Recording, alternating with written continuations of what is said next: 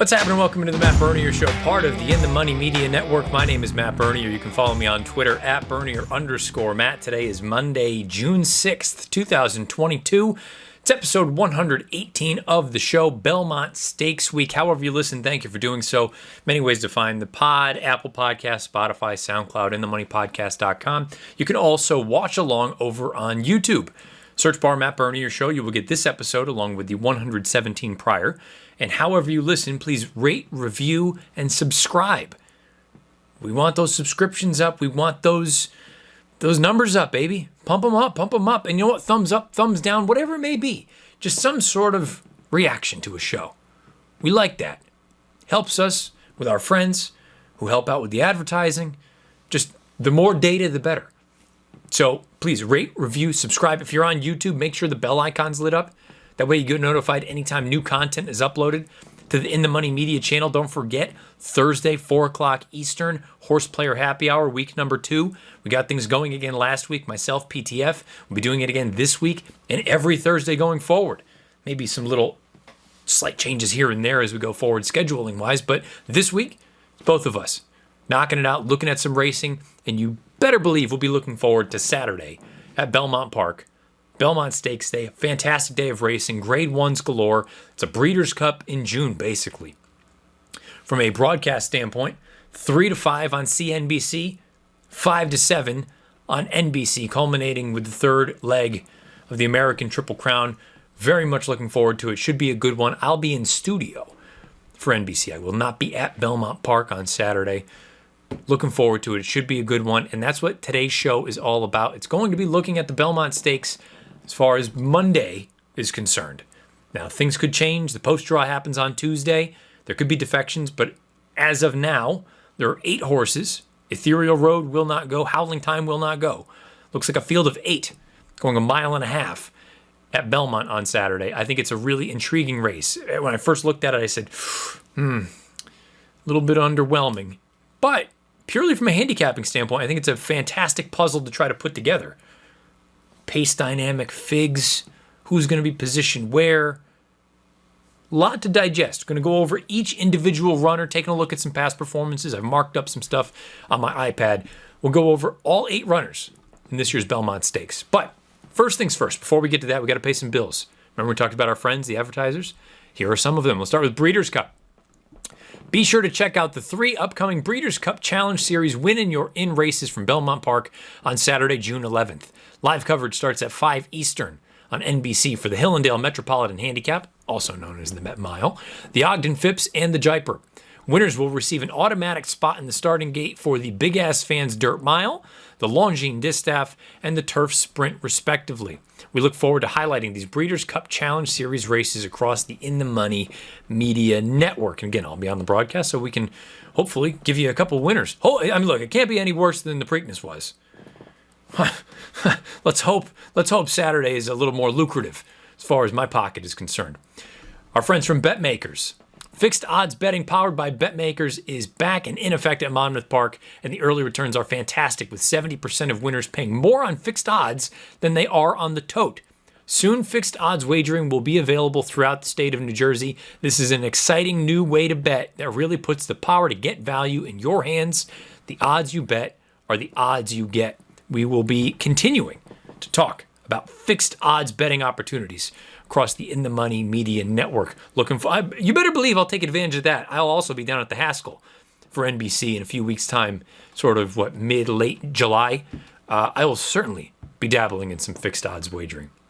And last but not least, our friends from TaylorMade. TaylorMade partnerships provide an unmatched entry and experience into both the racing and breeding side of the thoroughbred industry. Now you can be a part of top-level racing and breeding with all the rewards and less risk and cost. Medallion Racing has enjoyed great success through the years, with 66% of starters running in graded stakes and 25% of those in grade ones. Last year, Medallion was fortunate enough to have an impressive 4 Breeders' Cup starters. Similarly, our bloodstock investments have discovered great value on the breeding side. Buying and selling such standouts as Improbable, Bast, Cutting Humor, and Flame Away, among others. Join us and experience the thrill with us, your family, at TaylorMade. TaylorMade Partnerships. Be sure to check them out. All right, let's talk about it. 8 horses, the Belmont Stakes, as of Monday afternoon. Go through them. There's still one piece of information, one product I use that I won't get my hands on until Friday afternoon that could slightly tweak things a little bit. But as of Monday, this is how I'm looking at the race. Let me know what your thoughts are beneath the video player on YouTube or on Twitter at Bernier_Matt. 1.5 miles, Belmont Park. It's the Grade 1 Belmont Stakes. All right, 10 after 5 on Monday. I was beginning to record, and then my buddy Nick Luck gave me a ring, so I had to stop that.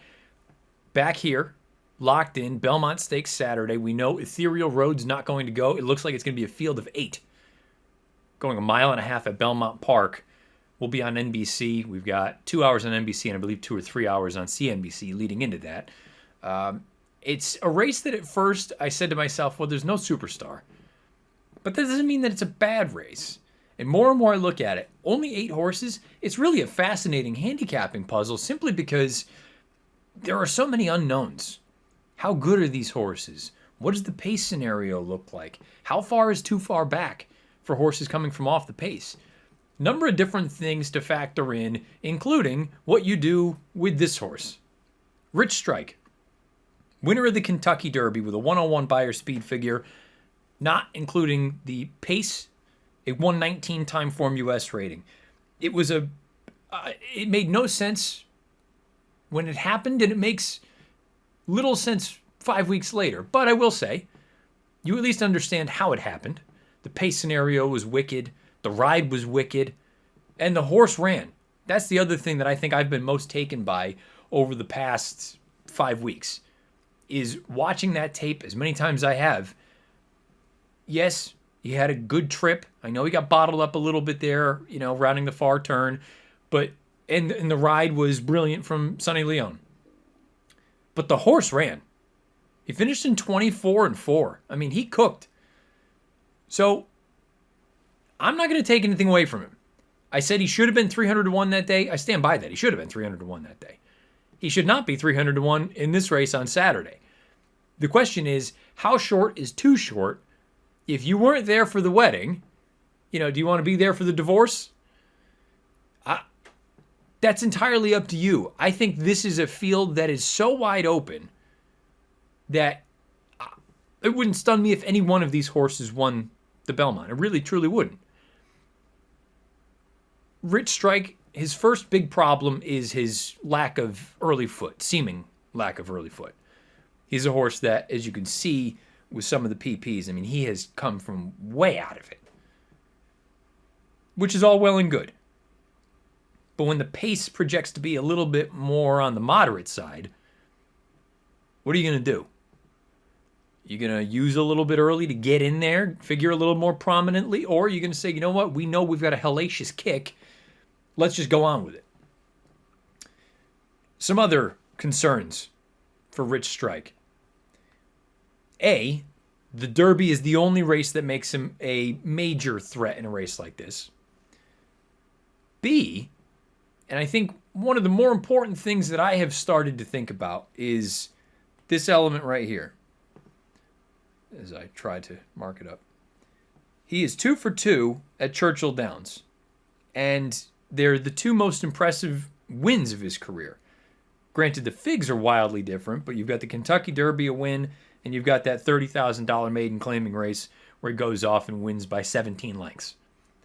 Again, figs in both could be wildly on opposite ends of the spectrum. A 101 compared to a 65.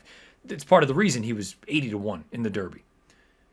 But if you take those 2 races out, the horse is 0 for 6 lifetime. He's not run fast. He's been beaten by a few good horses. Don't sleep on Tis the Bomb or Tawnyport. Certainly this guy, Epicenter. But the big question is, if you take those 2 Churchill races away, what do you have? You have the 80-1 horse in the Kentucky Derby.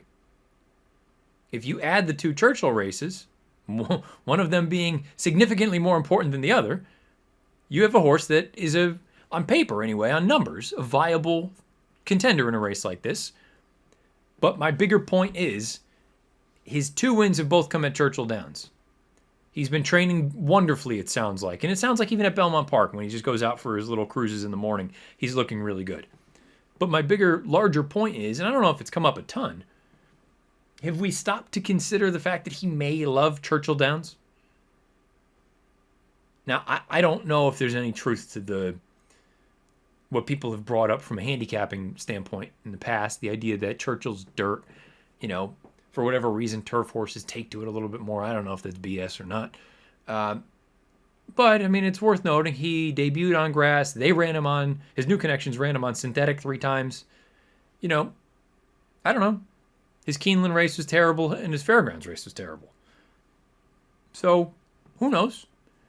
I made him 6-1. You can see this piece up here right next to his name. I made him 6-1 in this race. And again, these are thoughts and selections and fair odds on the win end before consulting one last product that I won't get until Friday. Rich Strike I don't think is impossible, which I would not have said 5 weeks ago, before the Kentucky Derby, after the Kentucky Derby. Any of that. I wouldn't have said that. Looking at this field, the way it has come together, there is no early voting, there's no Epicenter, there's no Zandon.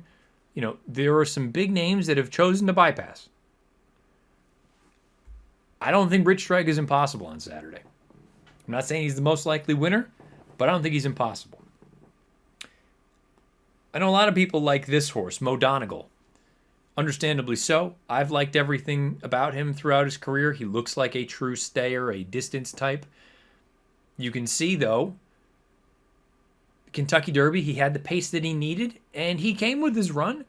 Wasn't as good as Rich Strike's finish. He was very wide turning for home, but he ran. And he regressed from that wood according to Timeform US. But the Beyer speed figures have him pairing up 96s. They're both career bests. Typically, I think that leads to a forward move. Heck, it happened even right here. He paired up 90s, and what happened? Bang. Moves up to a 96. It's one of my favorite handicapping angles. He defeated early voting in the Wood Memorial, who came back to win the Preakness with a 105 Beyer. It's a feather in his cap. He looks like he wants to run all day. I think arguably, if you're looking for a concern, first and foremost, the running style has never shown any real early foot, with the exception of this Remsen. And according to Timeform US, they were crawling out there. They're not going to go they're going to go slow on Saturday. They're not going to go that slow. 2, and this is maybe reaching, but 2 of his 3 wins have come at Aqueduct. The Wood Memorial and the Remsen. By a neck and a nose. Now, he ran into very good horses, early voting and Zandon. But the bigger thought, anyway, is that, okay, he's going to be a short price. I think he's going to be the favorite when all is said and done. I don't know if he will be on the morning line or not, but I think he'll be the favorite. Horse that is, on paper, not the fastest in the race. Doesn't have any early foot, which is probably going to put him kind of behind the 8 ball a little bit. When he does win, he doesn't win by convincing margins.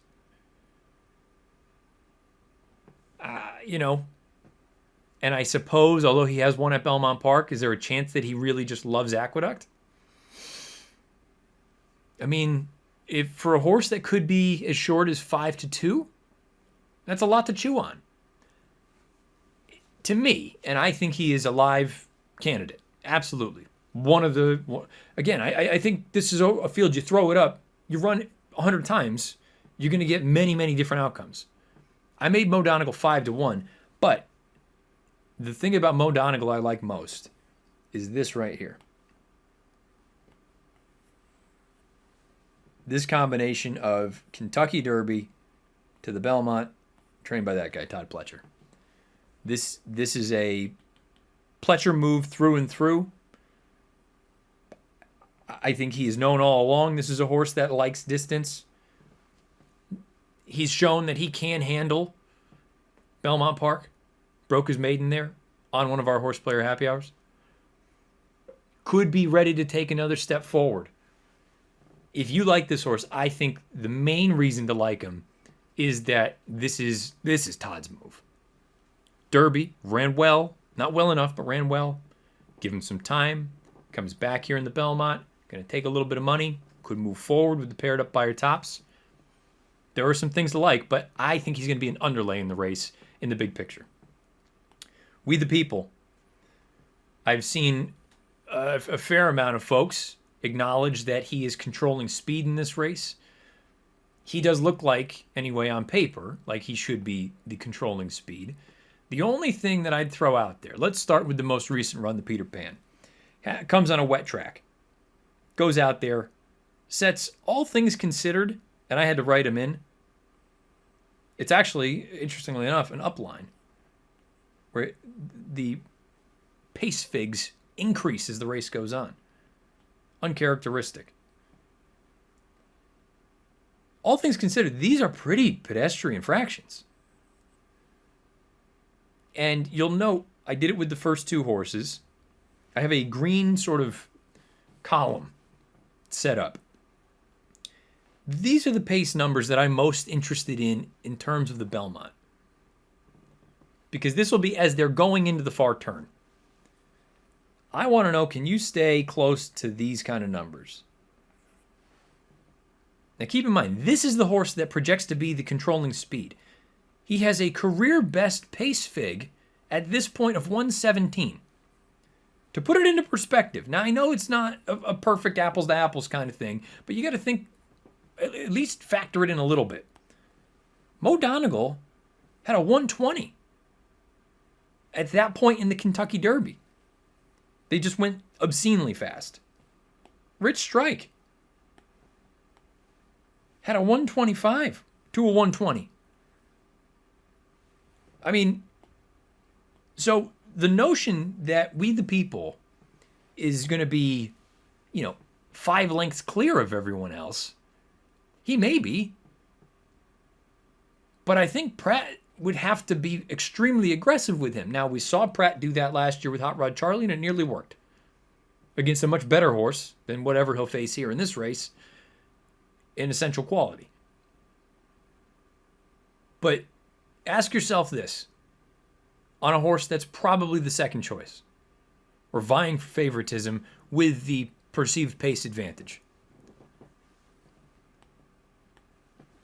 Take that line out of the past performances. And what do you have? You have a good horse. The only time he was tested, he failed the test. Second lifetime start, walked on the front end. And when I say walked, pace figs on par with what we were just talking about with Mo Donegal in his Remsen. And in his career debut, a fine effort. But nothing that's going to put, complete and utter fear into anyone. This 117, this running line in the Peter Pan, I'm not disputing it. But always, always, always keep in mind, wet tracks can lead to extremely large margins of victory. Some horses take to it, others don't. When the pace is on the more pedestrian side, it can just exacerbate things. And for those of you that are fans of the Tomlinson rating, the Tomlinson number, 437. I believe that's pretty large as far as a wet track is concerned. I'm not saying We the People can't win this race on Saturday, but he had everything go his way in the Peter Pan. And yes, maybe he will have everything go his way in the Belmont on Saturday. I just think he's going to be an underlay. I made him 6-1. Creative Minister. I think there is some legitimate intrigue with this horse, but he feels kind of like the wise guy horse, aside from We the People. And We the People's not a wise guy horse. You understand, if people say he's lone speed, he's going to take money. Creative Minister has not taken a step back in any of his 4 starts. He continues to improve. You take a look and see from a running style standpoint, he's one that projects to be stalking the pace, especially if it is on the more pedestrian side. Let's say something in line with this running line here, that N1X at Churchill that sort of, thrust him onto the scene. Granted, they're not going to go, you're not going to see 103s and 108s, but probably not going to be much, much faster than that, I don't think. And he went off and won by almost 3 lengths that day. I think this horse makes a lot of sense I just don't know how folks are going to bet him. And when I went back and watched the Preakness, he ran very well, especially for only his fourth lifetime start. He's a good horse. He's certainly a horse that I think has promise. And maybe Saturday will genuinely be sort of a coming out party. I don't know. I thought his Preakness, he had a relatively comfortable trip. And he just couldn't run with the top two. Now, there's, it's nothing to sneeze at. Couldn't run with early voting or Epicenter. They're probably the two best 3-year-olds right now. But my fear is, and maybe he does go off in that sort of 6-1 range. I think he's probably somewhere closer to 4-1, 9-2. But Creative Minister, I think, makes quite a bit of sense in a race like this. If you are looking outside of, let's call them the three favorites, or, probably the three favorites. Rich Strike, Mo Donegal, We the People. Creative Minister and Rich Strike are probably in the same ballpark, 9-2, 4, 5-1, somewhere thereabouts. Now, this filly is the one that I wanted to like, and I still do. I think she's got a chance. Nest goes out for Todd. On Figs, she's not as fast as the best in this race, but it's not as though she's miles off.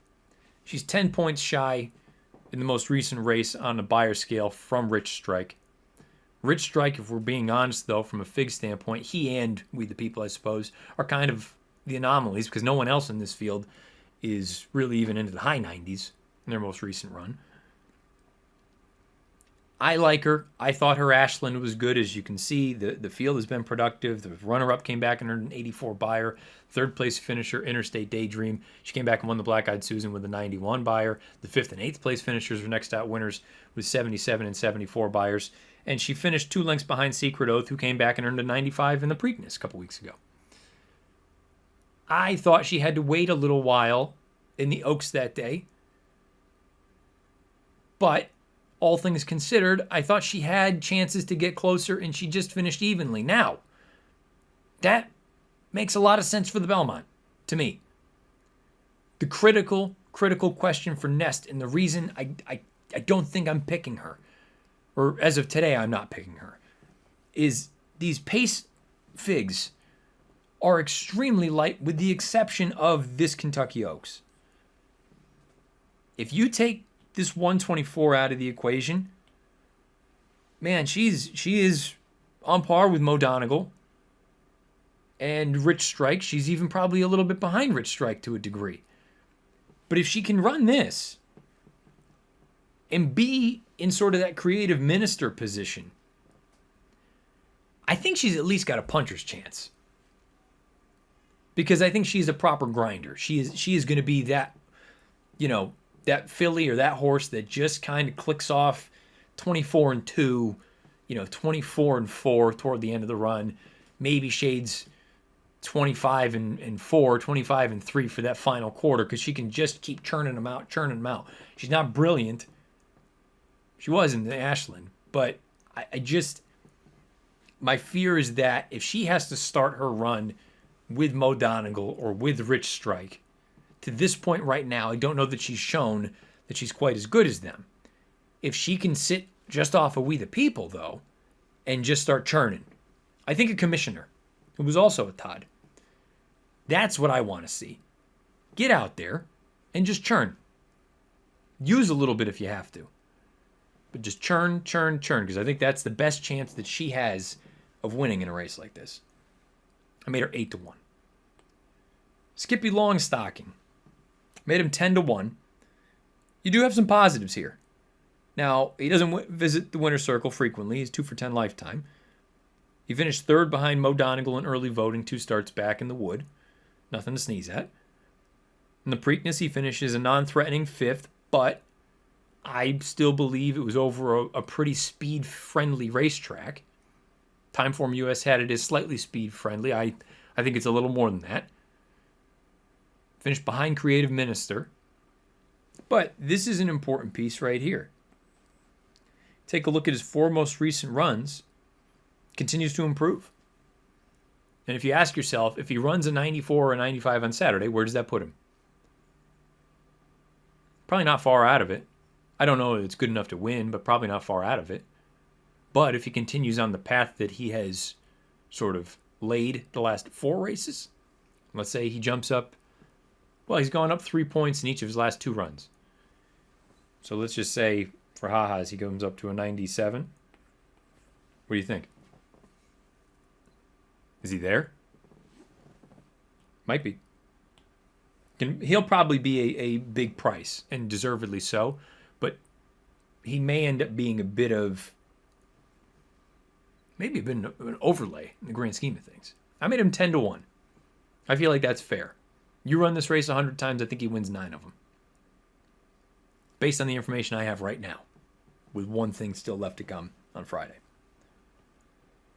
Golden Glider, I don't mean this in a negative way, but I think he deserves to be the longest shot on the board. I do like that he's paired up by our tops of 87. I thought his Peter Pan was very even. I don't think he did a great deal of running. May not have liked the wet track. He's been on a wet track for each of his last 3, or a track with moisture in it. I thought he ran just fine. But I don't know that I'm viewing him in terms of a very live long shot. I made him 25-1. He could certainly step forward. But boy, I think he's got a lot to find if he's going to really threaten for the win. I've gone through 7 horses, and there's 1 left. And I did not come into this anticipating liking Barber Road. But I like Barber Road.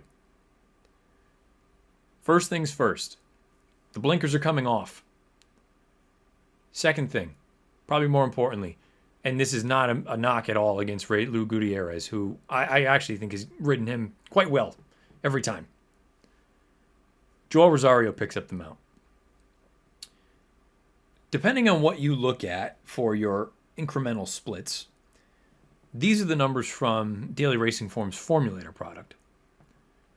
The final mile of the run in the Kentucky Derby 5 weeks ago. The second quarter, he went 23:33. That was tied for the first fastest with Zandon.